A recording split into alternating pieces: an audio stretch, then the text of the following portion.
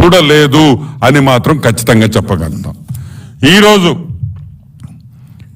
ETV మంచిగా ఉందంటే, ETV ఇది అద్భుతం అంటే జనాలు నమ్ముతారని చెప్పి,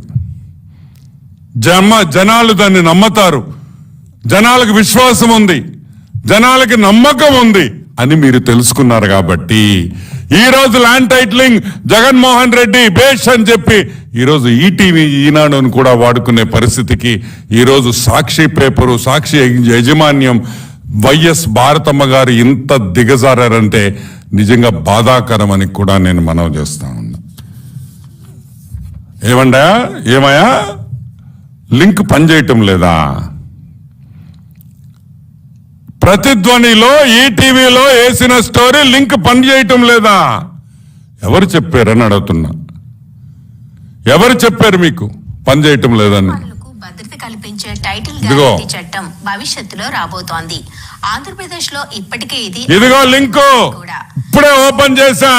అది పట్టాదారు పాసు పుస్తకంలో గానీ లేదా ఆన్లైన్ రికార్డులో గానీ నమోదై ఉంటుంది.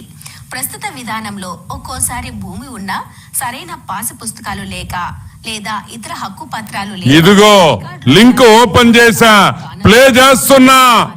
వైఎస్ భారతి గారు సాక్షి ఓనర్ ఇనమ్మా, పేపర్లో రాసే ముందరా ఒకసారి చూసుకోండమ్మా, లింకులు ఓపెన్ చేయండి తల్లి.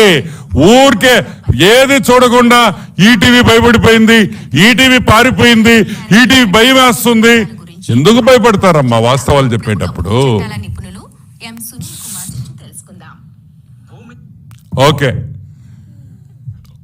ఇదేంది? ప్రతిధ్వనిలో ఒక ఇంటర్వ్యూ. ఎవరితో? సునీల్ కుమార్. ఎవరి సునీల్ కుమార్? తెలంగాణలో లాయర్. తెలంగాణ లాయర్, తన ఆంధ్రావాడు కూడా కాదు.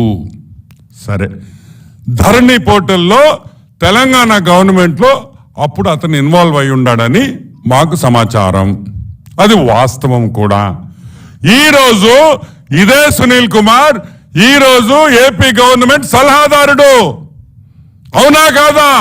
ఏం మీ తొక్కల పేపర్, మీ తొక్కల సాక్షి పేపర్లో వేయండి అయ్యా. సునీల్ కుమార్ మా అడ్వైజర్ అని ఎందుకు వేయలేదు? అది మర్చిపోయారే. ఎలా మర్చిపోయారు? సునీల్ కుమార్ సలహాదారుడు అనే విషయం మీ పేపర్లో ఎందుకు వేయలేదు?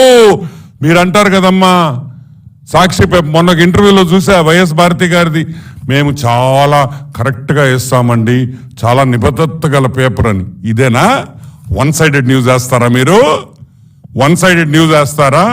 సరే, అసలు ఆ ప్రోగ్రామ్ ఏంటి? ఆ ప్రోగ్రాము ఒక ఇంటర్వ్యూ.